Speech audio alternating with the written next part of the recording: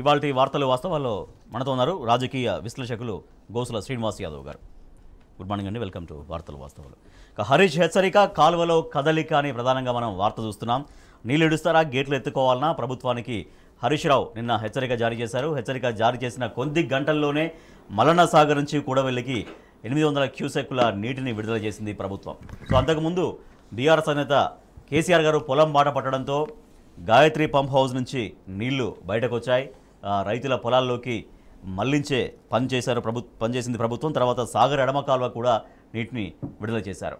నిన్న మొన్నటిదాకా నీళ్లే లేవు, రైతులకు ఇచ్చే అవకాశం లేదు, ఇవ్వబోము అంటూ చెప్పిన ప్రభుత్వం మరి కేసీఆర్ గారు పొలం బాట పట్టడంతో నిన్న హరీష్ రావు హెచ్చరికతో ఎట్లా వచ్చినాయి అంటే ప్రభుత్వం చెప్పే మాటలన్నీ అబద్ధమేనా అనే చర్చ రైతుల్లో ప్రజల్లో నడుస్తోంది. శ్రీనివాస్ యాదవ్ గారు. సో అంటే ఇప్పుడు ప్రభుత్వము ఏదైతే ప్రజలు అవకాశం ఇచ్చిందో, సో వాళ్ళు ప్రజలను పరిపాలించే ఆలోచన లేకుండా, ఒక మంచి పరిపాలన అందించే ఆలోచన లేకుండా ఈరోజు కాంగ్రెస్ పార్టీ ఓన్లీ ఎలక్షన్ కోసమే అనే దాని మీదనే ప్రధానంగా ఫోకస్ చేస్తున్న నాకు ఈ చర్య ద్వారా అర్థమవుతుంది. ఎందుకంటే నేను మొన్న కేసీఆర్ గారు వెళ్ళినాక పంప్ హౌస్లో నుంచి నీళ్ళు రావడము, నిన్న హరీష్ రావు గారు మాట్లాడుతూ నేను రైతులతో ఆడికి పోతా, నేను మలన సాగర్ పోతా, వస్తారా రారా అని ఒక అల్టిమేట్ ఇవ్వడం వల్ల, ఎందుకంటే రైతుల పంట నిండుతుంది అక్కడ. సో అప్పుడే వెళ్ళిన ఏఈలు డిఈలు పోయి నీళ్లు వదలడం అంటే ప్రతిపక్షము పోరాటం చేస్తే తప్ప, ప్రతిపక్షం ప్రజల పక్షాన ఉండి పోరాటం చేస్తే తప్ప ఈరోజు ప్రభుత్వం పట్టించుకునే పరిస్థితి లేదు.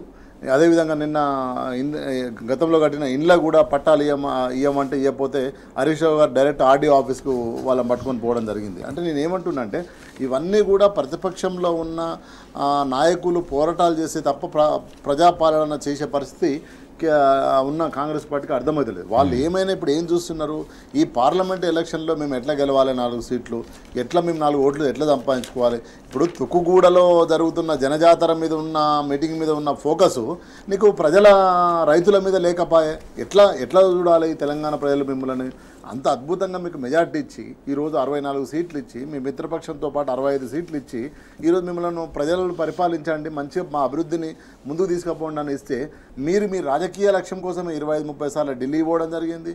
రోజు ఇప్పుడు కొంత నాయకులు చెప్తున్నారు మీరు ఢిల్లీకి సంచులు మోయడమే సరిపోతుంది, మీ కాంగ్రెస్ పార్టీ పునరుద్ధరణ చేసుకోవడం జరుగుతుంది, మీ పార్టీ నిర్మాణం కోసమే జరుగుతుంది. కానీ రైతు బంధు ఇంతవరకు ఇవ్వకపోతుంది, రైతు బీమా సరిగా జరగకపోతుంది, 500 రూపాయలు బోనస్ ఇస్తామని వాళ్ళ హామీలో చెప్పారు. 100 సార్లు మాట్లాడిండు ఎవరు, రేవంత్ రెడ్డి గారు. ఈరోజు నిన్నగాక మొన్న అగ్రికల్చర్ మినిస్టర్ ఏమంటారు, తుమ్మల నాగేశ్వరరావు గారు, మేము ఈ పంటను ఇయ్యము, వచ్చే పంటను నుంచి ఇస్తామంటారు.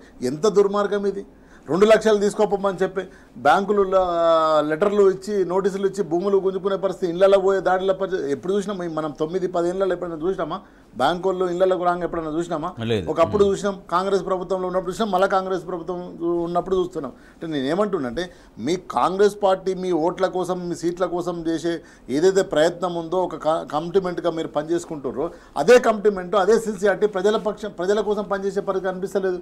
ఈరోజు జనజాతర రుణమాఫీ కట్టండి రైతుల కాడికి వచ్చినప్పుడు వాళ్ళు చెప్తున్నారు మాకు ప్రభుత్వం చెప్పింది లేదా ముఖ్యమంత్రి చెప్పారంటే మీరు వెళ్ళి ముఖ్యమంత్రితో చెప్పినా లేకపోతే ఇంకెవరు చెప్పినా మాకు సంబంధం లేదు, మీరు మాత్రం ఇప్పుడైతే క్లియర్ చేయాల్సింది అనేది అధికారులు చాలా సీరియస్గానే రైతులపైన ఒత్తిడి తీసుకొస్తున్నారు. ఆయన మాట్లాడిండు కదా, ప్రెస్ మీట్లలో ఉన్నాయి, రికార్డ్స్ ఉన్నాయి, నా దగ్గర కూడా ఫోన్లలో రికార్డ్స్ ఉన్నాయి. మీరు వెళ్ళండి, ధనాదాన్ని వెళ్ళి 2 లక్షలు తీసుకోండి, మేము ఎలాంటి తప్పులు లేకుండా, అక్షరాల పదదోషం లేకుండా మేము 2 లక్షల రూపాయలు తీసుకోమంటున్నాము, మేము కడతా అంటున్నాము అని అంటున్నారు. ఇప్పటివరకు రైతు బంధు లేదు కదా, ఒకవైపు ఏమో నోటీసులు పోతున్నాయి, ఒక రైతు జీవితం ఈరోజు కల్లోలంలో ఉంది.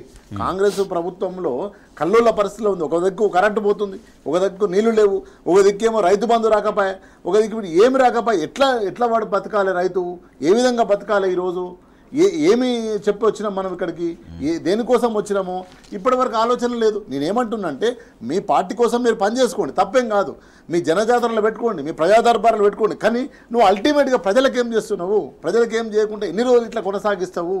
చాలా ఇబ్బంది అయిన పరిస్థితి. ఒకప్పుడు పాలమూరు లేబర్ ఎక్కడ ప్రపంచంలో మొత్తం ఉంటారన్నారు, ఈరోజు మళ్ళీ పాలమూరు లేబర్ కడపట్టుకొని పోయే పరిస్థితి. దుబాయ్ బొంబాయి బతుకులు బంద్ అయిపోయినాయి, మళ్ళీ ఇప్పుడు దుబాయ్ బొంబాయి బతుకులు పోవాల్సి వస్తుంది. సో ఇదంతా ఏమంటుందంటే కాంగ్రెస్ పార్టీ ఏదైతే తన పార్టీ మీద తన 4 సీట్ల కోసం అయితే ఏదైతే ఆలోచిస్తుందో ఆ ఆలోచన విధానముతో పాటు ఇప్పుడు రేపు జరుగుతున్న ప్రజా పరిపాలన ఏదైతే మీరు అధికారంలోకి వచ్చిండ్రో అది చూపెట్టాల్సిన అవసరం ఉంది. రైతులు ఆగమయమైపోయే పరిస్థితుంది. మీరు తులం బంగారం ఇస్తున్నారు, తులం బంగారం ఎక్కడ పోయిందో గంగల పోయిందో మాకు తెలియదు. నేనేమంటున్నా కనీసము ఇప్పుడు క్రైసిస్ ఏదైతే ఇప్పుడు క్రైసిస్ ఉందో అది ఇవ్వమంటున్నాం. అది కూడా ఇవ్వకపోతే ఎట్లా? ఇప్పుడు రైతు క్రైసిస్ ఉన్నాడు, నువ్వు తులం బంగారం ఇవ్వకపో, తర్వాత దేవుడు పెళ్ళి అయిన వాళ్ళు చేసుకున్న వాళ్ళు ఆ ఇష్టం, కానీ నీళ్లు కావాలి కదా, కరెంటు కావాలి కదా, పంట రేపు పంట వస్తుంది, ఆ పంటకు 500 గిట్టుబాటు బోనస్ ఇస్తాను, ఆ బోనస్ ఇవ్వాలి కదా మీరు. చేతులు ఎత్తేసిండు స్పష్టంగా ఎవరు మన అగ్రికల్చర్ మంత్రి తుమ్మల నాగేశ్వరరావు గారే. ఇంత అబద్ధాలు ఆడితే ప్రజలు ఎట్లా చూసుకుంటారు? ప్రస్తుతంతో బీఆర్ఎస్ పార్టీ ముఖ్య నాయకులు పల్లె రవికుమార్ గౌడ్ గారు జాయిన్ అయ్యారు. Good morning Ravikumar Goud. రవికుమార్ గౌడ్ గారు, మొదటి నుంచి మీరు చెప్తున్నారు బీఆర్ఎస్ పార్టీకి చెప్తున్నారు ఇది కాలం తెచ్చిన కరువు కాదు, కాంగ్రెస్ తెచ్చిన కరువు అనేది. సో దానికి మొన్న కేసీఆర్ గారు పొలం బాట పట్టిన తర్వాత నీళ్లు రిలీజ్ చేయడం, నిన్న హరీష్ రావు గారు అక్కడ హెచ్చరించిన తర్వాత అక్కడ నీళ్లు రిలీజ్ చేయడం, అంటే నీళ్లు ఉండి కూడా రైతులకు ఇవ్వట్లేరా? సో అదే అంటే మీరు చెప్పినటువంటి మాట దీనికి అద్దం పడుతుందా, ఇది కాంగ్రెస్ తెచ్చిన కరువు అనే దానికి? అందరికీ నమస్కారం. 100కి 100 పాళ్ళు ఇది ఆర్టిఫిషియల్ కరువు, కాలం ప్రకృతి తీసుకొచ్చింది కాదు. కాంగ్రెస్ పార్టీ కొత్తగా అధికారంలోకి వచ్చినటువంటి కాంగ్రెస్ పార్టీ కేవలం గత ప్రభుత్వాన్ని, కేసీఆర్ గారిని, టీఆర్ఎస్ని అప్రతిష్ట పాలు చేసేటువంటి దుర్బుద్ధితోటి వచ్చిన డే 1 నుంచి అదే పని చేస్తున్నారు తప్ప పరిపాలన మీద దృష్టి పెట్టకుండా వాళ్ళు. ఎందుకంటే చాలా ఇష్యూస్ ఉన్నాయి. ఇది సీజన్, సరిగ్గా అధికార మార్పిడి జరిగినప్పుడే వ్యవసాయానికి సంబంధించినటువంటి సీజన్ మార్పిడి సమయం కూడా అది వచ్చింది. ఆ టైంలో రైతులకు సంబంధించినటువంటి కళ్ళాల మీద, వరి ధాన్యానికి సంబంధించినటువంటి కళ్ళాల మీద దృష్టి పెట్టాలి. నీళ్ళు రైతులకు ఇవ్వాల్సినటువంటి పంటకు సంబంధించినటువంటి చివరి ఆయకట్టుకు నీళ్ళు అందించేటటువంటి భూముల మీద దృష్టి పెట్టాలి. ఇవి చేయకుండా కేవలం ఎంతసేపు ఏంటంటే నీళ్ళు లేవా, నీళ్ళు పుష్కలంగా ఉన్నాయి, నీళ్ళు ఉండే వాటిని సకాలంలో వాడు విడుదల చేసి దాని మేనేజ్మెంట్, అడ్మినిస్ట్రేషన్ మీద పెట్టాల్సినటువంటి, పరిపాలన మీద పెట్టాల్సినటువంటి దృష్టి పరిపాలన మీద పెట్టకుండా కేవలం వచ్చిన డే 1 నుంచి ఇదని చెప్పేసి చెప్పడమే. ఇదంతా కూడా ఏంటంటే ఇదంతా చేయటం కూడా దాని వెనక కారణం ఏంటంటే ఎన్నికల్లో 420 హామీలు ఇచ్చి అధికారంలోకి వచ్చిండ్రు. ఆ ఇచ్చిన హామీలను అమలు చేసే ఉద్దేశం లేదు కాబట్టి డైవర్ట్ చేయడం కోసమే ఈ రాష్ట్రాన్ని ఈ 110 రోజులలో గందరగోళంగా మార్చేసింది. ఎందుకంటే మొన్న కేసీఆర్ గారితో పాటు పొలం బాటలో నేను మొత్తంగా స్టార్టింగ్ నుంచి చివరి వరకు ఉన్నా. ఆ రైతులు వాళ్ళు మాట్లాడుతున్నప్పుడు, ఆ లేడీసు లంబాడి రైతులు జనగాం జిల్లా దేవరూపల్ దగ్గర, అట్లాగే సూర్యాపేట జిల్లా తుంగతుర్తి సూర్యాపేట దగ్గర వాళ్ళు మాట్లాడుతున్నటువంటి చూడగానే వెంటనే వాళ్ళు వాళ్ళ పరిస్థితిని చిన్న ప్రభుత్వం చిన్న జాగ్రత్తలు తీసుకుంటే ఈజీగా సార్ట్ అయ్యేటటువంటి ఇష్యూలు. కేవలం నిర్లక్ష్యం వల్ల, ఉద్దేశపూర్వక నిర్లక్ష్యం కూడా ఏంటంటే ఏదో అవగాహన లేకన కాదు, ఉద్దేశపూర్వక నిర్లక్ష్యం వల్ల వ్యవహరించడం వల్ల ఇవాళ పంటలు ఎండిపోయి రైతాంగం ఇవాళ 100 రోజులకు ఇంత గోస పెడతారండి, ఇంత హింస పెడతారా? మళ్ళీ ఎక్కడికి తీసుకొచ్చారంటే 2014 కంటే ముందు ఉన్నటువంటి పరిస్థితులు మళ్ళీ తీసుకొచ్చారు ఈ 3.5 నెలల కాలంలో. 2014 కంటే ముందేంది ఏముండే రాష్ట్రంలో? మంచినీటికి జనం కిలోమీటర్ల దూరం పాటు బిందెలు కుండలు పట్టుకొని కాలినడకన ప్రయాణం చేసి తెచ్చుకోవాల్సినటువంటి పరిస్థితి ఉండే. హైదరాబాద్ లాంటి నగరం చోట, పట్టణాలు లాంటి చోట కుండలు ట్యాంకర్ల కోసం రాత్రి పగలు. నిన్న కూడా ముఖ్యమంత్రి మాట్లాడుతూ గతంలో వర్షాలు లేవు, వానాకాలం అనేది వర్షాలు లేవు, పాపాలు చేశారు కాబట్టి, బీఆర్ఎస్ వాళ్ళు పాపాలు చేశారు కాబట్టి ఆ పాపాలకి వరుణుడు మాట్లాడుతున్నారు. సిగ్గు శరం లేదు వాళ్ళకు. ఏం మాట్లాడటానికైనా నోటికి వచ్చినట్టు ఏం మాట్లాడటానికైనా దిగజారి మాట్లాడుతున్నారు. లెక్కలు తీయండి వాస్తవంగా. ఎక్కడ లెక్కలు? వర్షపాతంలో లెక్కలు ఉంటాయి కదా, వర్షపాతం లెక్కలు తీస్తే తెలుస్తుంది కదా. ఊరికేనే రేవంత్ రెడ్డి గారో లేకపోతే ఇంకో మంత్రో ఇంకొంత మాట్లాడితే కాదు. దానికో సిస్టమ్ ఉన్నది, స్టాండర్డ్ సిస్టమ్ ఇస్తారు. వర్షపాతం ఏ ప్రాంతాన్ని ఎంత పడ్డది అనేది సగటున 760 780 మిల్లీమీటర్ల వర్షం పడితే అది సాధారణ వర్షపాతం. కానీ 33 జిల్లాల్లో 1-2 జిల్లాలు మినహాయిస్తే దాదాపు 30 జిల్లాలకు పైగా ఇవాళ 900 మిల్లీమీటర్లకు మించినటువంటి వర్షపాతం అన్నది. అంటే దాని అర్థం ఏంది? సగటు వర్షపాతం కంటే ఎక్కువ వర్షపాతం నమోదైంది, అటు ఇటుగానే ఉన్నది తప్ప తక్కువ లేదు. సగటు వర్షపాతం కంటే తక్కువ ఉంటే కరువు పరిస్థితులుగా పరిగణిస్తాం. కానీ నోటికి వచ్చినట్టు అబద్ధాలు మాట్లాడటము, వీళ్ళు కేవలం రాజకీయం కోసము వీళ్ళు చేసినట్టు ప్రజలకు చేసినటువంటి మోసపూరిత వాగ్దానాల్ని అమలు నెరవేర్చకుండా తప్పుడు ఏం ఇవాళ చెప్పింది రైట్. ఈ పరిస్థితి ఉందిగా, కరువు పరిస్థితి అంటున్నారు కదా, మీరు కరువు వచ్చింది అంటున్నారు కదా. మీరు ఇచ్చినటువంటి మాట డిసెంబర్ 9వ తారీఖున అధికారంలోకి వచ్చిన వెంటనే 2 లక్షల రుణమాఫీ రద్దు చేస్తామనేది ఎందుకు చేయలే? మీకు కరువు వస్తుందని, సరే కరువు వచ్చిందని అర్థమైంది కదా, మరి మీరు అంత తెలివి కళ్ళలో ఎందుకు రైతు సహాయం ఇస్తున్నటువంటి రైతు బంధుని 15,000 ఎందుకు ఇవ్వలే? మీరు చెప్పిన మాటే కదా. ఇవాళ చెప్పాల్సింది చేయాల్సింది ఏంది? కష్టంలో ఉన్నటువంటి రైత పండిన పంటకు క్వింటాల్కి 500 బోనస్ ఇస్తామన్నారు కదా, ఎందుకు ఇవ్వలే? ఇటువంటి అన్ని కూడా చెప్పడం సిగ్గుండాల మాట్లాడటానికి. నోటికి వచ్చినట్టు దిగజారి అడ్డవలిగా మాట్లాడి ఇవాళ ప్రభుత్వాన్ని ఎంతసేపు ప్రజలు ఇచ్చినటువంటి దాన్ని మీరు తప్పుదో పట్టించుకోవటం కోసం తప్పుదో పట్టించు ఇష్టానుసారంగా మాట్లాడటం అనేది ఉంటుంది. ఏదో అధికారం వచ్చింది కదా అని నోటికి వచ్చినట్టు ఇష్టానుసారంగా మాట్లాడతామంటే కుదరదు. తప్పనిసరిగా దానికి కూడా మూల్యం చెల్లించుకోవాలి. శ్రీనివాస గారు, మనకు 2 ఫోటో ఐటమ్స్ మనం చూస్తున్నాము. లాస్ట్ ఇయర్కి ఈ ఇయర్కు కాకతీయ కాలువ అప్పుడు నిరుడు ఎట్లా నిండుగా పొంగి, అది ఫుల్ ఫోటోస్ అండి. సో కాకతీయ కాలం అప్పుడు నిరుడు ఎట్లా నిండుగా ఉంది, ఇవాళ మొత్తం పూర్తిగా వెలవెలబోయినటువంటి ఫోటో కూడా చూస్తున్నాం. తర్వాత దిగువ మానేరు కూడా 2023 రోజు ఎట్లా ఉంది, 2024 రోజు ఎట్లా ఉంది, ఈ రోజుకి మొత్తం జలాశయం అనేది అప్పుడు బాగా కలకల్లాడింది. బట్ ఇవాళ మొత్తం పూర్తిగా అడుగంటిపోయినటువంటి పరిస్థితి. అంటే సరిగ్గా వాటర్ మేనేజ్మెంట్ సరిగ్గా లేక ఈ దృశ్యాలు మనకు కనిపిస్తున్నాయా ఏంటి? అంటే ఫస్ట్ ముఖ్యమంత్రి గారికి ప్రజలంటే ప్రేమ కానీ, ప్రజలంటే ఒక నమ్మకం కానీ, ప్రజాస్వామ్యమైన నమ్మకం లేదు. ఎందుకు అంటే ఆయన మాట్లాడిన చాలా వీడియోస్ మనం చూస్తే, చాలా మీటింగ్లు, చాలా ప్రెస్ మీట్లను చూస్తే అర్థమవుతుంది. కాబట్టి ఆయన అమలుగానే హామీలు ఇచ్చి అధికారంలోకి వచ్చిన తర్వాత గతంలో ఇప్పుడు అన్నగారు చెప్పినట్టు సీనియర్ నాయకులు గత ప్రభుత్వం మీదనే 3 నెలలు మొత్తం నడుపుతున్నారు తప్ప వీళ్ళు ఏం చేసింది అనే దాని మీద వీళ్ళు ఏం చేస్తారు, ఏం చేయబోతున్నారు అనే దాని మీద ఇప్పటి వరకు ఒక లైన్ చెప్పిందా క్యాబినెట్ కానీ, ముఖ్యమంత్రి గారు కానీ?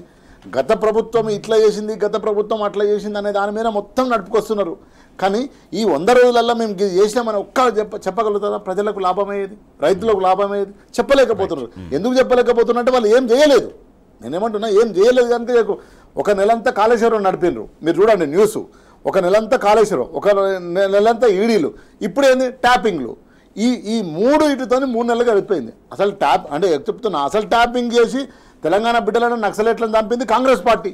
నేను ఎందుకు చెప్తున్నా అంటే మీరు ప్రజాపాలన గాలికి వదిలేసి గత ప్రభుత్వం చేసిన దాని మీదనే పంచాయతీ మొదలు పెడుతున్నారు తప్ప మీరు ఈ నిర్దిష్టంగా ఈ 100 రోజులలో 4 నెలల్లో మీరు ఏమైనా చేసిన ప్రజా కార్యక్రమం ఒకటి ఉందా? ఏమి లేదు.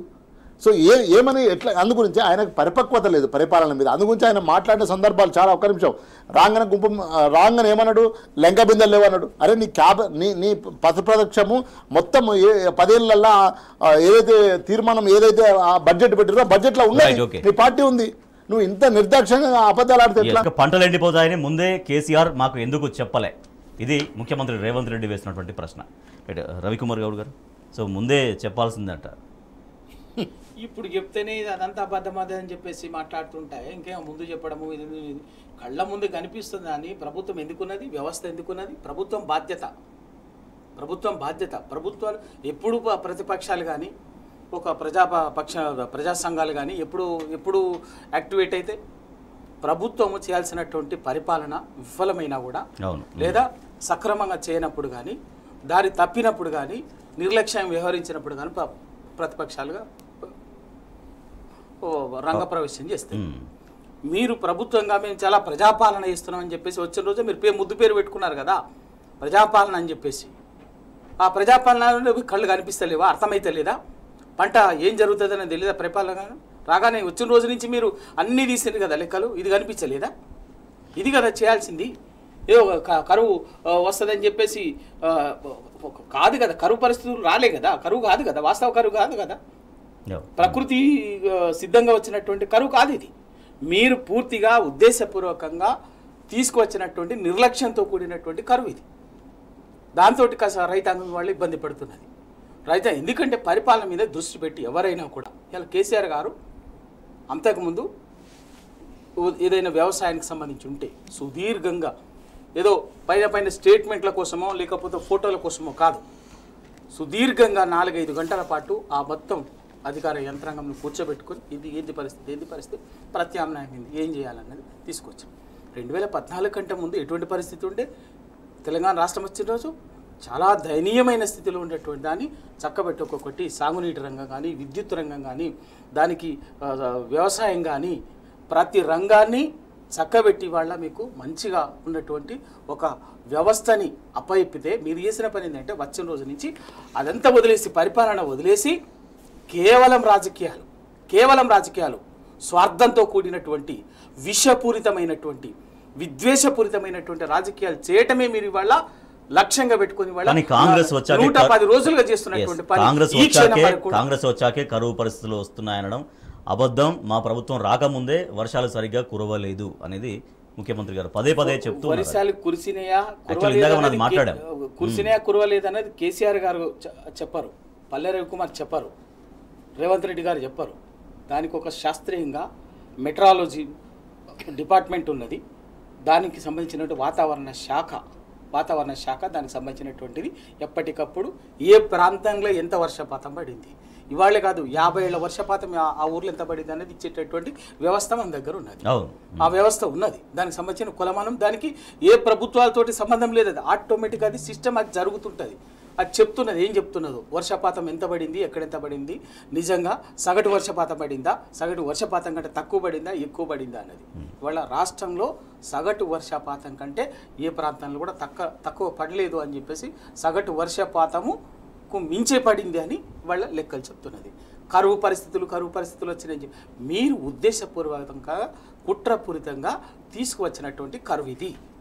దానివల్ల ఇవాళ రైతాంగం గోసపడుతున్నది. ఆ గోసపడుతున్న తర్వాత కూడా మీరు దానికి పరిష్కారం చేయాల్సినటువంటిది ఓకే రైట్.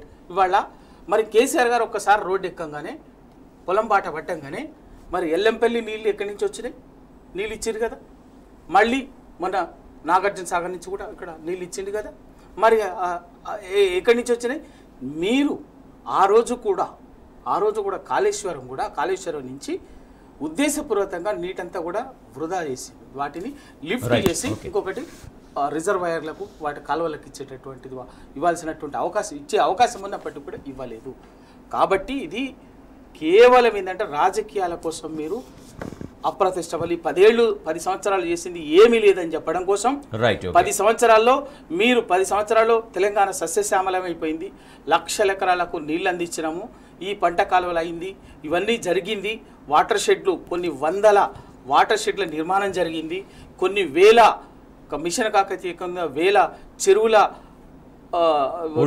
పూడిక తీసివేత జరిగింది అన్నది అబద్ధం అని చెప్పేసి కేవలం అబద్ధం అని చెప్పడం కోసము ఉద్దేశపూర్వకంగా చేస్తున్నటువంటి దుష్ప్రచారము, కుట్రపూరిత రాజకీయమే తప్ప మరి కాదు. శ్రీనివాస్ యాదవ్ గారు, దాదాపు 200 మంది రైతులు చనిపోయారని చెప్తున్నారు. ఏంటో ఆ వివరాలు మాకు ఇవ్వండి, మేమే ఆదుకుంటాం, అది ఆర్థిక సాయం మన ఎలక్షన్ కోడ్ ముగిసిన తర్వాత ఆర్థిక సాయం చేస్తాం, 48 అవర్స్లో మాకు ఇవ్వండి అనేది చెప్తున్నారు ముఖ్యమంత్రి. నిజంగా అంటే ఇటువంటి ఇన్ఫర్మేషన్ ఎవరి దగ్గర తెప్పించుకోవాలి, ఎవరిని అడుగుతున్నారు? ముఖ్యమంత్రికి ఒక సిస్టమ్ ఉంటుంది, ఎవరికైనా మీరైనా రేపు నేనైనా ఇంకెవరైనా కూడా ఒక సిస్టమ్ ఉంటుంది. ఐఏఎస్ ఆఫీసర్లు ఉంటారు, చీఫ్ సెక్రటరీ ఉంటారు, అగ్రికల్చర్ ఆఫీసర్స్ ఉంటారు, సిస్టమ్ ఉంటుంది. ఆయనకి ఏం కావాలంటే అది ఒక నిమిషంలో అందుబాటులోకి వస్తుంది. అంటే అబద్ధాలు ఆడడంలో ఇప్పుడు నేను మీకు వీడియో ప్లే చేస్తే దయచేసి మిత్రులు చూపించాలి. ఎందుకంటే ఎంత అబద్ధాలు ఆడి ఈరోజు గుర్తింపు ఎట్లా అంటే ఇద్దరికి ఇస్తారా, యజమానికి ప్లస్ కౌలు రైతుకేనా? ఇప్పుడు స్పష్టంగా అందులో భూ యజమానికి మీకు అంటే మీరు ఎందుకు ఇంత క్లియర్ గా ఉన్నా కూడా మీకు అనుమానం వచ్చిందో స్పష్టంగా మళ్ళొక్కసారి చదివి వినిపిస్తా మీకు. ఇందిరమ్మ రైతు భరోసా పథకం భూమి ఉన్న రైతులతో పాటు కౌలు రైతులకు కూడా ఏడాదికి ఎకరాకు 15,000, భూమి లేని ఉపాధి హామీ కూలీలకు ప్రతి ఏడాది 12,000. స్పష్టంగా ఏ మాత్రం శశపిశలు లేకుండా, అనుమానం లేకుండా, పదాలు అటు ఇటు కాకుండా పేర్చి కూర్చి ప్రజలకు స్పష్టంగా చెప్పినాము. భూ యజమానికి వచ్చే 15,000 భూ యజమానికి వస్తాయి. భూ యజమానులు 58 లక్షల మంది ఉన్నారు, చిన్న సన్నకారు రైతులు కలిసి. కౌలు రైతు చట్టం తెచ్చినప్పుడు నమోదు చేయించుకునేది 15 లక్షల మంది. ఒకవేళ ఇప్పుడు ఎవరైనా కొత్తగా వచ్చినా కూడా మళ్ళీ నమోదు చేసుకోవడానికి అవకాశం ఇచ్చి చట్టబద్ధత కాంగ్రెస్ పార్టీ చేసింది. సో వాళ్ళందరినీ తీసుకొని ఒక 60 లక్షలు రైతులు ఉన్నారు అనుకుంటే, ఒక 15 లక్షల వీళ్ళు ఉన్నారు అనుకుంటే 75 లక్షల మంది అవుతారా, 80 లక్షల మంది అవుతారా, వాళ్ళందరినీ దృష్టిలో పెట్టుకొని ఈ పథకాన్ని మేము ముందుకు తీసుకురావడం జరిగింది. ఎలాంటి అనుమానం లేదు. భూ యజమానికి 15,000 వస్తుంది ఎకరాకు, కౌలు రైతుకు కూడా 15,000 వస్తుంది. కాబట్టి భరోసా పథకం కింద 15,000. సో అంటే నేను ఏం కౌలు రైతుకు 15,000, భూ యజమానికి 15,000 మాట్లాడుతున్నావు, పల్లెరావైనా మాట్లాడతాం, అబద్ధం అవుతుంది. ఆయన జర్నలిస్టుల ముందు స్పష్టంగా పదాల పొందికతోనే ఎట్లాంటి ఎషబిషలు లేకుండా మేము కౌలు రైతులకు ఇస్తాము, 2 లక్షలు ఇస్తాము, ఉన్న రైతులకు ఇస్తాము, లేని రైతులకు ఇస్తాము, అన్నీ మొత్తం స్పష్టంగా చెప్పిండు. ఈరోజు ఎందుకు ఇస్తలేడంటే రైతు బంధు ఎందుకు ఇస్తలేరు అంటే రేవంత్ రెడ్డి ఒక ముఖ్యమంత్రి స్థానంలో ఉండి ఇంత పచ్చి అబద్ధాలు ఆడితే తెలంగాణ సమాజం ఒప్పుకోదు. ఇప్పుడు కరువు వచ్చింది, అది కృత్రిమ కరువు. ఈరోజు హరీష్ రావు గారు వెళ్ళి అక్కడ గొడవ చేసి లొల్లి చేస్తే నీళ్ళు ఎట్లా వచ్చినాయి కొడవెల్లి వాక్కు? నిన్నటిదానిక మరి ఎందుకు రాలే నీళ్ళు? అంటే రాత్రి వర్షాలు పుట్టినాయా, లేదా రాత్రి ఏమైనా భూగర్భ జలాలు పైకి వచ్చి మల్లన్న సార్లు నిండినాయా? నీకు నీళ్లు పెట్టుకున్నాడా? రోజు హాఫ్ టీఎంసీ అక్కడ కాళేశ్వరంలో పోతుంది, దాదాపు 3 నెలల నుంచి, దాదాపు 4 నెలల నుంచి హాఫ్ టీఎంసీ నీళ్లు పోతుంది. ఆడ చిన్న కాపర్ డ్యామ్ కట్టి ఆ నీళ్ళని ఎత్తిపోసుకోకుండా ఇది అంతా గత ప్రభుత్వాన్ని బదనాం చేసి వాళ్ళకు పరిపాలించే అవగాహన లేక, పరిపాలించే శక్తి సామర్థ్యాలు లేక, పరిపాలించే ఒక సిస్టమ్ వాళ్ళకు లేక ఈరోజు గత ప్రభుత్వం మీద ఊరికనే ఏదో బదనాం చేసి రేపు పార్లమెంట్లో 4 ఓట్లు చెప్పాలి, వస్తాయేమో, సీట్లు పోతాయేమో. కానీ తెలంగాణ ప్రజలు అది కాదు. రేపు కరువును ఎట్లా యాక్సెప్ట్ చేస్తారు తెలంగాణ ప్రజలు? చైతన్యమైన ప్రాంతం అన్న, ఒక నిమిషం, చైతన్యవంతం. నువ్వు ఇంత అబద్ధాలు ఆడితే ప్రజలు ఒప్పుకుంటలేరు, తట్టుకోలేకపోతున్నారు. సో కాబట్టి ముఖ్యమంత్రి గారు ఇప్పటికైనా ఎక్కడ ఏం జరుగుతుందో తెప్పించుకొని వాళ్ళు చేయాల్సిన బాధ్యత ఉంది. 200 మంది రైతులు చనిపోతారని బీఆర్ఎస్ పార్టీ ఎప్పుడు కాదు, నువ్వు చెప్పుడు కాదు, నేను చెప్పుడు కాదు, అన్ని పేపర్లలో, ప్రధాన శీర్షికలలో అన్ని పేపర్లలో ఉంది కదా. నీకు P&R ఉంటుంది కదా, మొత్తం వాళ్ళు కట్ చేసి పెడతారు కదా ఎక్కడ ఏం జరిగిందని. నువ్వు వ్యవసాయ శాఖ ఉంది కదా, వ్యవసాయ శాఖ మంత్రి ఉన్నాడు కదా, వ్యవసాయ శాఖ కమిషనర్ ఉన్నది కదా, సెక్రటరీ ఉన్నాడు కదా. సో ఇదంతా సిస్టమ్ పెట్టుకొని నువ్వు 200 చనిపోయాడు తేపంటే ఏం మాట్లాడుతున్నారు? ఈ సమాజానికి ఏం ఇవ్వబోతున్నారు? కాబట్టి ఇదంతా తెలంగాణ ప్రజలు స్పష్టంగా అబ్జర్వ్ చేస్తుంది, ఆలోచిస్తుంది. కాంగ్రెస్ కర్రు కాల్చి వాత పెడతారు. ఒక మాట 24 గంటల్లోనే 48 గంటల్లో 48 అవర్స్. సో దాంతోపాటు ఇంకో సలహా కూడా ఇచ్చారు, మీకు ఇంకో సూచన కూడా చేశారు. ఇప్పుడు ఎవరైతే నష్టపోయారు రైతులు అంటున్నారో, రైతులు నష్టపోయారు కదా, కాబట్టి పార్టీ ఫండ్ నుంచి 100 కోట్ల పరిహారం ఇవ్వండి, రైతులకు మీరు ఇవ్వండి అనేది మీ పార్టీకి సలహా ఇస్తున్నారు ముఖ్యమంత్రి. అంటే ప్రభుత్వం చేత కాలేదని చెప్పేసి ఒప్పుకోమని చెప్పండి. ప్రభుత్వము మేము చేత కాలేదు, మేము చేయలేకపోయినాము అని ముక్కు నేలకు రాయండి. మా పొరపాటున మేము ప్రజలకు అబద్ధాలు చెప్పి ప్రజలకు మోసం చేసి అధికారంలోకి వచ్చినాము, మాకు పరిపాలన చేత కాదు కాబట్టి అని చెప్పేసి క్షమాపణ చెప్పండి. తప్పనిసరిగా బీఆర్ఎస్ పార్టీ దానికి వెనక్కేం పోదు. ఎందుకంటే 2004-05 కాలంలో ఆ రోజు రైతాంగానికి, ఆ రైతాంగం ఇట్లనే ఆత్మహత్యలకు, చేనేత రైతులు, చేనేత కార్మికులు, రైతులు ఆత్మహత్యలు చేసుకుంటే కేసీఆర్ గారు ఇంటింటికి జోల పట్టుకొచ్చి చందాలి జోలబట్టి విరాళాలు సేకరించి ఆ చేనేత కార్మికులకు, మిగతా ఆయా వర్గాలకు ఆర్థికంగా సాయం చేసి ఒక భరోసా కల్పించినటువంటి నాయకుడు కేసీఆర్ గారు. ఈరోజు కూడా ఆ పరిస్థితి అనుకుంటే, అవసరం అనుకుంటే రాష్ట్ర వ్యాప్తంగా టీఆర్ఎస్ పార్టీ నాయకత్వం అంతా కూడా జోలెబట్టి తిరిగి ప్రజలకు, రైతాంగానికి అందరికి కూడా ఇచ్చేది పార్టీ ఇస్తుందా, పార్టీ ఆ విధమైనటువంటి రైతాంగానికి భరోసా కల్పిస్తుంది అనేది అదేం భయపడే పార్టీ కాదు. ఉద్యమం నుంచి పునాదుల నుంచి ముందు మేము ప్రజలకు మోసం చేసి మీకు ఇస్తామన్నటువంటి 2 లక్షల రుణమాఫీ చేస్తామన్నటువంటి రుణమాఫీ చేయనందుకు మమ్మల్ని క్షమించండి. మీకు రైతు బంధు 10,000కు బదులుగా 15,000 ఇస్తామని చెప్పేసి మోసం చేసినందుకు మమ్మల్ని క్షమించండి. అట్లాగే పంటకు క్వింటాలకు 500 రూపాయల బోనస్ ఇస్తామని చెప్పినది చేయలేకపోయినందుకు క్షమించండి.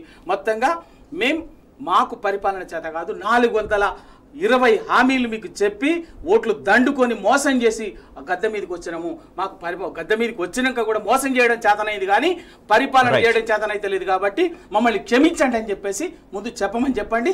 అప్పుడు ఖచ్చితంగా వాళ్ళు చెప్పినటువంటి దాన్ని వాళ్ళ టీఆర్ఎస్ పార్టీ 100% చేస్తుందని. ప్రజాహితమా ప్రచారమా? కాళేశ్వరం బిల్స్ పై హైకోర్టు తీవ్ర ఆగ్రహాన్ని వ్యక్తం చేసింది. కాళేశ్వరం ప్రాజెక్టు నిర్మాణంలో అక్రమాలు జరిగాయంటూ ఎన్నికల ప్రచారం కోసం హైకోర్టును వేదికగా చేసుకుని ప్రసంగాలు చేస్తే ఉపేక్షించబోమంటూ ద్విసభ్య ధర్మాసనం హెచ్చరించింది. రైట్, శ్రీనివాస్ యాదవ్ గారు, ఎన్నికల ప్రసంగానికి హైకోర్టు వేదిక కాబోదు, కోర్టులో రాజకీయ ప్రసంగాలు సహించం, కాళేశ్వరంలో అవినీతిపై ఆధారాలు ఉన్నాయా అనేది హైకోర్టు ప్రశ్నించింది ఎవరైతే హైకోర్టును ఆశ్రయించారో. అంటే నేను ఇంతకుముందు చెప్పాను కదా, ఒక నెలంతా మొత్తం కాళేశ్వరం మీద నడిపిండ్రు, ఆడ షో చేసి అంటే నేనేమంటున్నా, ఇప్పుడు కోర్టు కానీ మీరు కానీ నేను కానీ ఎవరికైనా ఉన్న ముఖ్యమంత్రి కానీ గత ముఖ్యమంత్రి కానీ ఏం ఆలోచిస్తాము, ప్రజలు సుభిక్షంగా ఉండాలి, ప్రజలకు మంచి పరిపాలన అందియాలి, ప్రజల కష్టాలను తీర్చాలని అనుకుంటాం. కానీ ఈరోజు వచ్చిన తర్వాత కాళేశ్వరం డ్యామ్ ఏం జరిగిందనేది స్పష్టంగా అందరికీ తెలిసిన విషయం. దాని మీద నువ్వు ఎట్లాంటి చర్య చేయకుండా, ఎట్లాంటి పని చేయకుండా ఈరోజు కోర్టుకు వెళ్తే కోర్టు ఏం చెప్తుంది స్పష్టంగా, అందరినీ కోదండరామ్ తర్వాత ఏకి వదిలిపెట్టింది. ఏమడిగింది, మీరు అవినీతి జరిగింది అన్నారు 16 నుంచి మరి ఏం చేసిండ్రు, ఎట్లా ఏమైనా పరిశోధన చేసిండ్రా, ఏమైనా కమిటీ చేసిండ్రా, ఆ కమిటీ రిపోర్ట్స్ ఉన్నాయా అని దాదాపు 10-17 ప్రశ్నలతోనే అడిగితే ఎవరి దగ్గర సమాధానం లేదు. ఊరికే పేపర్లో వచ్చిన వార్తలతో మేము మాట్లాడాలన్నా, కోర్టు స్పందించాలన్నా, మీరు ఏం చేయాలనుకున్నారు అంటే ప్రజల సమస్యను ఒక ప్రజా ప్రాజెక్టును తీసుకొని రాజకీయం చేయాలని చూస్తే స్పందించము, మాట్లాడము అని స్పష్టంగా కోర్టు మొట్టకాయలేసింది. ఇక నీకు ఏదైతే తల్లి పాత్ర వహించే కోర్టు కూడా ఈరోజు నీ ప్రభుత్వానికి నీ ప్రభుత్వంలో ఉన్న నాయకులను తిట్టి బయటికి పంపిస్తే ఈరోజు నువ్వు ఏం మాట్లాడదలుచుకున్నావు అంటే నేనేమంటున్నా అంటే కాళేశ్వరం ఎందుకు కట్టిండ్రు, అంత మంచిగా నీళ్ళు ఎక్కడ వంచనగిరి, ఎక్కడ కేసముద్రము, ఎక్కడ మైబాదుకు, అక్కడి నుంచి ఎక్కడ తుంగతుర్తి నుంచి నీళ్లు తీసుకొచ్చి ఇస్తే నీ 60 ఏళ్ల పరిపాలన నువ్వు ఇయ్యకపోతేవి 9 ఏళ్ల పరిపాలనలో కేసీఆర్ గారు ఇస్తే ఈరోజు దాన్ని కొనసాగించకుండా మొత్తం పంటలంతా ఎండగొట్టుకుంటా ఈరోజు నువ్వు కాళేశ్వరం గురించి ఎన్ని రోజులు రాజకీయం చేయదలుచుకున్నావు. కాబట్టి కోర్టు కూడా ఈరోజు ప్రజల పక్షాన ఉన్నది. నేనేమంటున్నా అపోజిషన్ సైడ్ కూడా ఉండాలని చెప్తున్నారు, ప్రజల పక్షాన ఉన్నది. ఇన్ని రోజులు ఏం చేస్తే మీరు ఏం చేసిండ్రు, ఎందుకు ఏ రిపోర్ట్ ద్వారా మీరు మాట్లాడుతున్నారు, ఏ రిపోర్ట్ అని ఏమైనా ఎంక్వైరీ రిపోర్ట్లు వచ్చినాయా, ఎందుకు చేయలేదు, 16 నుంచి చేస్తే మీరు ఎన్నిసార్లు అప్పీల్ చేసిండ్రు, ఎక్కడెక్కడికి పోయినరు అని అడుగుతూ ఒక్క ప్రశ్న కూడా సమాధానం. అంటే నేనేమంటున్నా మిత్రమా, ఈరోజు కాంగ్రెస్ పార్టీ ఈరోజు ముఖ్యమంత్రి గారు ఓన్లీ 4 ఓట్ల కోసమే రాజకీయం చేసే ప్రయత్నం చేస్తున్నట్టు తప్పించి రైతుల కర్షకుల కడుపు నింపే ప్రయత్నం చేస్తలేడు. నీళ్ళు ఈయన ఆయన అంటున్నారు, నీళ్ళు ఉన్న నీళ్ళు ఇయ్యమంటున్నారు. నిన్న అందే కదా, నిన్న హరీష్ రావు గారు పోయి ఆడ లొల్లి పెడితే నీళ్ళు వచ్చినాయి. ఇట్లా ఎన్ని ప్రతిపక్షాలు ఎంతమంది నాయకులు ఓట్లాడాలి. కాబట్టి ఇదంతా కాంగ్రెస్ పార్టీ 4 ఎంపీ సీట్ల కోసం చేస్తుంది. ఇది తెలంగాణ సమాజం యాక్సెప్ట్ చేయదు. ఎందుకంటే నీళ్లున్నాక అరే ఇన్ని ఎండాకాలాలలో చెర్లలో నీళ్ళు ఉన్నాయి, ఇప్పుడేం కాలపడ్డదే, ఇప్పటికిప్పటికి ఏమైపోయింది, ఎండాకాలం చెర్లలో మత్తలు తెగినాయి. ఈరోజు ఆదిలాబాద్లో చూడండి, గోండుగూడాలలో పెద్ద దాదాపు 8 ఖండాలు 9 ఖండాల నీళ్ళ నుంచి నీళ్లు ఎత్తుకొని పోతున్నారు, సేదుకొని పోతున్నారు. మొత్తం బిందెలు బట్టి గోండు ప్రజలు మన గోండు బిడ్డలు మళ్ళా రోడ్లు పట్టుకొని దాదాపు 10 కిలోమీటర్ 5 కిలోమీటర్లు నడిచిపోతున్నారు. ఇది 9 ఏళ్ళల్లో ఏ నాయకుడైనా ఒక్కసారి గుండె మీద చేసుకుని చూడమన్నా ఒక ఫోటో కనిపించిందా నీకు? ఎట్లా మిషన్ భగీరథ సక్సెస్ అయింది? ఒక్క చెరువన్న తెగిందా ఇది ఈ 5-6 ఏళ్ళల్లో? మిషన్ కాకపోతే ఎందుకు మరి అంతకుముందు చెరువులు వర్షం పడితే ఒక చెరువు వెనుక గొలుసుకట్టు చెరువులు కట్టలు తెగిపోయేది. మరి ఇప్పుడు ఎందుకు తెగిపోలేదు? ఈ 9 ఏళ్ళల్లో 6 ఏళ్ళల్లో ఎందుకు తెగిపోలేదు? మంచినీళ్ళు ఎట్లా వచ్చినాయి అన్ని ఇళ్లకు, మన ఇళ్లకు నల్ల తిప్పగానే? ఇదంతా ఆలోచించకుండా దాన్ని కొనసాగించకుండా 4 ఓట్ల కోసం రాజకీయం చేస్తే తెలంగాణ ప్రజలు ఒప్పుకోరు. తెలంగాణ ప్రజలు చాలా చైతన్యమైన ప్రజలు. తప్పకుండా మీరు మంచి పరిపాలన చేయండి. మీకు ప్రజలు అద్భుతమైన రాజ్యాంగబద్ధంగా డాక్టర్ అంబేద్కర్ రాజ్యాంగబద్ధంగా ఓట్లేసి మీకు 65 సీట్లు ఇచ్చిండ్రు మీ మిత్రపక్షంతో కలిపి. నువ్వు పరిపాలించిన ఆయన అంటే నువ్వు ఆయన నల్లగా ఉండు, పొట్టుకున్నాడు, పొడుగున్నాడు, ఇదే లుల్లా? తెలంగాణ సమాజం యాక్సెప్ట్ చేయలేదు. దయచేసి ముఖ్యమంత్రి గారు ఆలోచించుకోవాలి. రాజకీయాలు చేయడానికి కోర్టులు రాజకీయ వేదికలు కాబోవు. కాబట్టి ఇక్కడ రాజకీయాలు చేయదు, రాజకీయ లబ్ధి పొందేందుకు ఇక్కడ ప్రయత్నాలు చేయొద్దు అనేది హైకోర్టు చాలా స్పష్టంగా చెప్పింది ఎవరైతే పిల్స్ వేశారో వాళ్ళకి. అంటే కోర్టు కూడా వీళ్ళ ఉద్దేశాన్ని గ్రహించిందనే కదా అర్థం. స్వయంగా కోర్టు కూడా వీళ్ళ ఉద్దేశాన్ని గ్రహించింది. అంటే సమాజ హితం కాదు, రాష్ట్రానికి ప్రయోజనాల కోసం కాదు అదేసింది. ఆ ప్రజా ప్రయోజన వాద్యం దేనికోసం ఇస్తారంటే ప్రజా ప్రయోజనాల కోసం. అనివార్యమైనప్పుడు ప్రజా ప్రయోజన వాద్యాన్ని పిల్ వేస్తారు. పిల్ అంటే అదే కదా, పబ్లిక్ ఇంట్రెస్ట్ లిటిగేషన్, ప్రజా ప్రయోజన వాద్యం. దాన్ని కోర్టు స్వీకరిస్తుంది, దాన్ని చేస్తుంది. అటువంటిది కోర్టే స్వయంగా మళ్ళీ ఒక్కొక్క జడ్జి కాదు, సింగిల్ జడ్జి కాదు, ధర్మాసనం సీజే గారు ఉన్నారు, ఇది చెప్పింది. ఈ రాజకీయం కోసం 2010 ఇప్పుడు మిత్రుడు శ్రీనివాస్ గారు, గోసుల శ్రీనివాస్ గారు చెప్పినట్టుగా వివరంగా 2016 నుంచి జరుగుతుంటే ఈరోజు వారికి పత్రికల్లో వచ్చిన కథనాలు కాకుండా మీరు చేసినటువంటి అధ్యయనం ఏందని అడిగింది, మీరు సేకరించినటువంటి సమాచారం ఏందని చెప్పింది. మీకు అవినీతి జరిగింది అనడానికి సోర్స్ ఏంది, ఎక్కడి నుంచి అని చెప్పేసి అడిగింది. ఇట్లా 1,00,000 ప్రశ్నలు అడిగితే ఒక్కదానికి సమాధానం లేదు అని చెప్పి ఏమన్నది, మీ రాజకీయాలకి ఇది వేదిక కాదు, మీ రాజకీయాలకు వేదిక కాదు. ఇంకా ఏం మాట్లాడింది, మరి మమ్మల్ని కూడా అర్జెంట్గా ఇప్పటికిప్పుడే తీర్పిచ్చి శిక్షలు వేయమంటారా అని చెప్పేసి అడిగింది. లేదు పోయి ఓ పని చేద్దాం, మేము కలిసి జడ్జి గారు అన్నారు, జడ్జి గారు అన్నారు అందరి ముందు, మేము కలిసి అందరం పోయి ఆడ కాళేశ్వరం అడ్డంగా నిలబడి ఆపుదామని చెప్పేసి కూడా చెప్పిండు. అంటే దాని అర్థం ఏంటి, ఎంత సీరియస్గా దాని వెనుకున్నటువంటి మోటివ్ని, రాంగ్ ఇంటెన్షన్ని కోర్టు గ్రహించి ఉంటే తప్ప ఆ మాట మాట్లాడరు కదా. ఎందుకు అంటే కాళేశ్వరం అన్నది దాని వెనుక ఉన్నటువంటి ఉద్దేశము ఇవాళ ఎవరు ఒప్పుకున్నా ఒప్పుకోకపోయినా, ఇవాళ రాజకీయాల కోసమో స్వార్థం కోసమో ప్రజల ప్రయోజనాలను రాజకీయాల కోసం వాడుకోవాలనుకుంటే ఎవరేం చేయలేరు. కానీ వాళ్ళ కాళేశ్వరం అనేది ఒక అద్భుతంగా బహుళార్థ సాధకంతో మల్టీపర్పస్, అటు ఇరిగేషన్ కేవలం ఒక మేడిగడ్డ కొన్ని 2-3 పిల్లర్ల కుంగుబాటును చూపించి మొత్తం కాళేశ్వరం ప్రాజెక్ట్ మల్టీపర్పస్ గా ఓన్లీ సాగునీటి కోసం కాదు, చాలా పర్టికులర్ గా బహుళార్థ సార్థకంగా నిర్మించిన కేవలం రేపది అద్భుతం. ఇవాళ కొంచెం చిన్న వాటిది కంప్లీట్ అవుతుంది. అయ్యింది, నాగార్జున సాగర్ కూడా అయ్యింది, కడెం కొట్టుకపోయింది, పెద్ద ప్రాజెక్ట్స్, మేజర్ బ్యారేజ్ ఇది, అవి డ్యామ్లు అయ్యింది. అయినప్పటికీ కూడా ఇవాళ ఏంటంటే కాళేశ్వరం అనేది ఇవాళ ఈ 10 ఏళ్లలో జరిగినటువంటిది ఇంకొక దురదృష్టవశాత్తు ఈ ఒక్కసారి కేసీఆర్ గారికి అవకాశం ఇచ్చుంటే ప్రజలు ఇవాళ కాళేశ్వరం యొక్క అసలు అద్భుతం ఏందో ప్రజలకి 5 ఏళ్లలో అర్థమయ్యేది. కానీ అర్థమవుతున్న టైంలోనే దురదృష్టవశాత్తు అధికార మార్పిడి జరగడము, ఆ అధికార మార్పిడి ఎలక్షన్ ప్రాసెస్లో ఉండగానే ఈ మేడిగడ్డ కుంగుబాటు దాని నిజంగా కూడా అది ఆ రోజు వెంటనే చేసి ఉంటుంటే ఇవాళ ఇంత దూరం వచ్చేది కాదు. కానీ దాన్ని ఉద్దేశపూర్వకంగా మొత్తం ప్రాజెక్టుని, దాని వెనుక జరిగినటువంటి ఉద్దేశాన్ని, 70 ఏళ్లుగా వీళ్ళు చేసిన నిర్వాకాన్ని అర్థమవుతుందని కాళేశ్వరం దెబ్బతీసిండు. కాళేశ్వరం అనేటటువంటి దాన్ని చూపిస్తున్నారు. అది ఖచ్చితంగా ఆ రోజు మాట్లాడే దానికి ఇప్పటికీ వాళ్ళ ఎప్పుడైతే కేసీఆర్ గారు రంగంలోకి దిగిండ్రో, టీఆర్ఎస్ పార్టీ కేటీఆర్ గారు, హరీష్ రావు గారు, అందరి పార్టీ యంత్రాంగం దిగిన తర్వాత కాళేశ్వరం మీద తప్పుడు ప్రచారాన్ని ప్రజలు కొంత అర్థం చేసుకున్నారు. ఇంకింత ముందు ఇంకిత అర్థం చేసుకుంటారు. ఇవాళ ఎవడు ఆపిండండి, కాళేశ్వరం నుంచి నీళ్లు రిలీజ్ ఇచ్చింది కదా, అదే నీళ్ళు ఇచ్చింది కదా. నీకు మేడిగడ్డ అనేది ఆ 3-4 పిల్లర్లు ఎన్నైనా కావచ్చు. ఎందుకంటే నేను ఇంజనీర్ కాదు, మీరు ఇంజనీర్ కాదు, శ్రీనివాస్ గారు ఇంజనీర్ కాదు.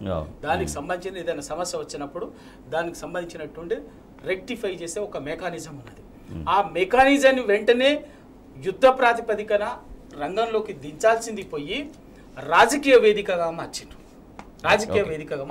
ఎందుకంటే అదే కేటీఆర్ గారు, అదే కేసీఆర్ గారు రాహుల్ గాంధీని, అయ్యా మీరు ఎందుకు అంత దూరం పోతున్నా చూసిరామంటే చూసిరాలే.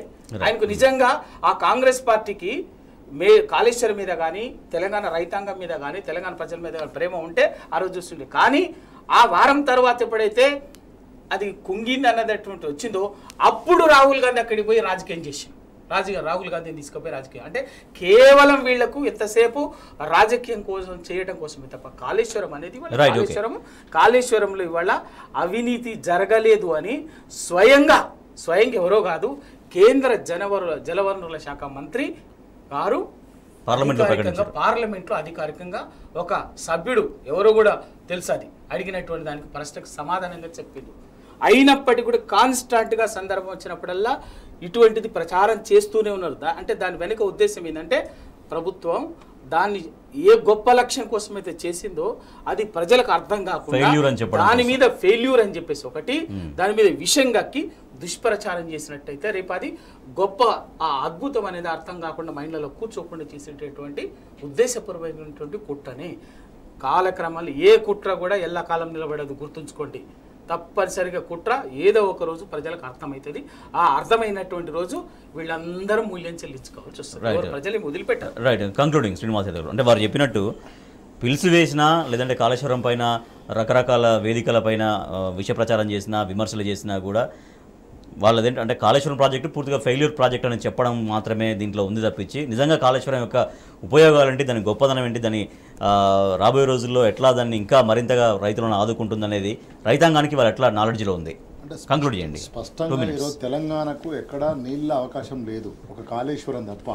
వై బికాస్ అంటే అక్కడ ప్రాణహిత చేవెళ్ళ ఏదైతే ఉందో ఆ ప్రాణహిత నుంచి వచ్చే నీళ్లు మాత్రమే ఈరోజు కాళేశ్వరంలో గోదావరిలో నీళ్లు. అక్కడి నుంచి ఒక అద్భుతమైన ఆలోచనతో దాదాపు కొన్ని 100 TMCల నీళ్లు పెట్టుకొని తీసుకురావాలనేది ఎల్లంపల్లి నుంచి ఒక ఆలోచన. ఈ ఆలోచనను అంత అద్భుతంగా పనిచేసి ప్రాక్టికల్గా ఎక్కడ కేసముద్రం, ఎక్కడ తుంగతుర్తి, ఇక్కడ వరకు నీళ్లు అందించడం జరిగింది. ఇదంతా ప్రజలు అనుభవించారు. 3 కోట్ల మెట్రిక్ టన్నుల పంట పండించారు ఆ కాళేశ్వరం నీళ్లతోనే. సో ఇదంతా మర్చిపోయి ఈరోజు ఓన్లీ రాజకీయ కోసమే ఒక చేయాలని కాళేశ్వరాన్ని చూసింది. చివరికి కోర్టు వరకు కూడా పోయింది. అందుగురించి కోర్టు స్పందించి ఇంతకుముందు రవణ చెప్పినట్టు మీకు ఇది రాజకీయాలు చేసుకునే అడ్డా కాదని చెప్పేసిండు జడ్జి కూడా. ధర్మశాసనం ఏం చెప్పింది, ఇది రాజకీయాలు చేసుకోవడానికి అడ్డా కాదు, మీరు చేసుకోవాల్సి ఉంటే అక్కడ బయట చేసుకోండి అని చెప్పింది. కాబట్టి ఈరోజు తెలంగాణ ప్రజలు స్పష్టంగా మీరు ఎన్ని అబద్ధాలు చెప్పినా ఒక వరకు నమ్మిండ్రు, ఈరోజు నమ్మే పరిస్థితి లేదు. కాబట్టి ఇప్పటికైనా ప్రజలకు, రైతులకు, ప్రధానంగా రైతులకు ఆగమవుతున్నారు. రేపు పంట కోతకు వస్తుంది, ఆ 500 బోనస్ ఇచ్చి కొంటే మాత్రమే ప్రజలు కాస్త ఆలోచిస్తారు తప్ప, లేకపోతే మాత్రం చాలా ఆగమయ్యే పరిస్థితి. ఇప్పటివరకైనా కాంగ్రెస్ పార్టీకి మేము అప్పీల్ చేయడం జరుగుతుంది. Thank you so much Gosula Srinivas Yadav గారు. థ్యాంక్ యూ సో మచ్ పల్లె రవికుమార్ గౌడ్ గారు. ఇది ఇవాల్టి వార్తలు వాస్తవాలు. చూస్తూనే ఉండండి టీ న్యూస్.